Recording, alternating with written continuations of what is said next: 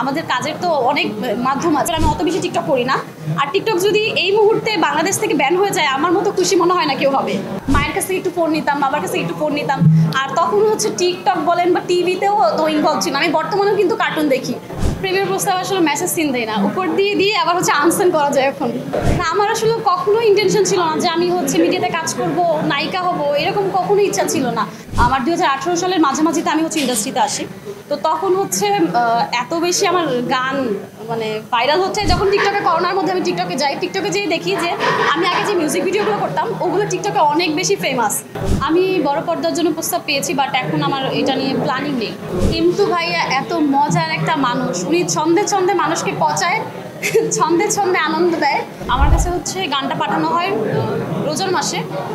তো তখন হচ্ছে আমার কাছে গানটা শুনে খুবই ভালো লাগে। গানের মিউজিক থেকে শুরু করে লিরিক্স অ্যান্ড মানে গানের কণ্ঠ সব কিছুই সুন্দর ছিল। তো আমার কাছে গানটা ভালো লাগে। আর গানের হচ্ছে যে থিমটা ছিল, আমার কাছে মনে হয়েছে আমি এখন পর্যন্ত এই থিমে কাজ করিনি, এই জন্যই হচ্ছে এই গানটা করা। আমি হচ্ছে একটি সিরিয়াল করি বৈশাখীতে, রসের হাড়ি বাড়াবাড়ি, আর এই একটি সিরিয়াল করি, আর হচ্ছে বাকি সব সিঙ্গেল করি। টিকটকের বিষয়টা আমার ম্যাক্সিমাম টিকটকই হচ্ছে পেইড থাকে প্রমোশনের জন্য। আমরা অনেকগুলোতে হ্যাশট্যাগ ইউজ করি, অনেকগুলো করি না। ইভেন আমাদের হচ্ছে ইন্ডিয়ান মিউজিকে যে টিকটকগুলো থাকে ওগুলো হচ্ছে প্রমোশনাল থাকে। প্রমোশন যেহেতু অবশ্যই ইনকাম করতেছি, আমরা যেহেতু আর্টিস্ট, আমরা তো আমাদের কাজের তো অনেক মাধ্যম আছে। তো একটা হচ্ছে যে নায়িকা, সে হচ্ছে মুভিও করে, সে টিভিসিও করে, সে কেকও কাটে, তো সব মিলিয়ে আমরা প্রমোশন করি, এইটাই।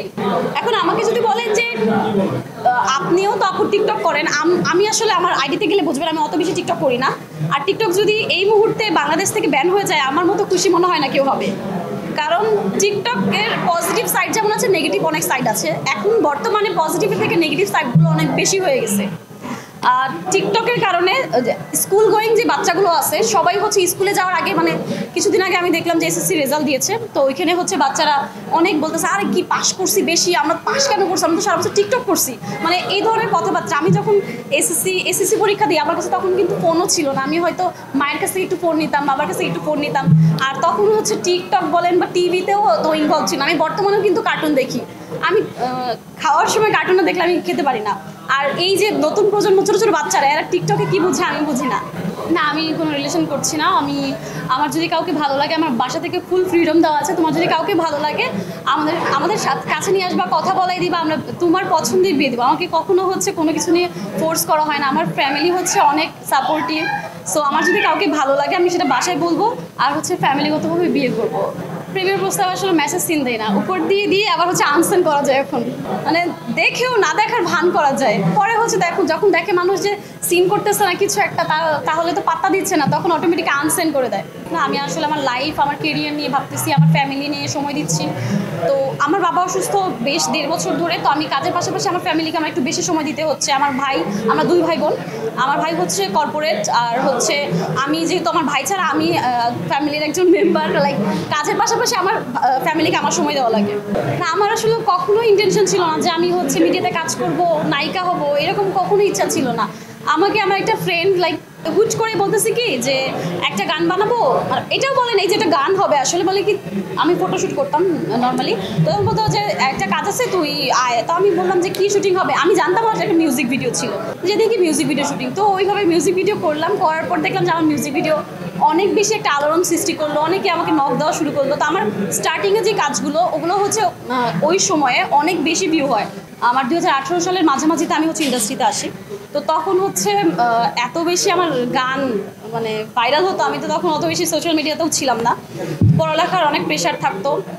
তো তারপর হচ্ছে যখন টিকটকে করোনার মধ্যে আমি টিকটকে যাই, টিকটকে যেয়ে দেখি যে আমি আগে যে মিউজিক ভিডিওগুলো করতাম ওগুলো টিকটকে অনেক বেশি ফেমাস, মানে অনেক বেশি ভিডিও করা হয়ে গেছে, এক একটা 50, 500K 600K এরকম। পরে আমি জানলাম বা ভালোই তো, এই জায়গা তো মানে অনেক এন্টারটেইনিং। এভাবেই আর কি মিডিয়াতে আসা।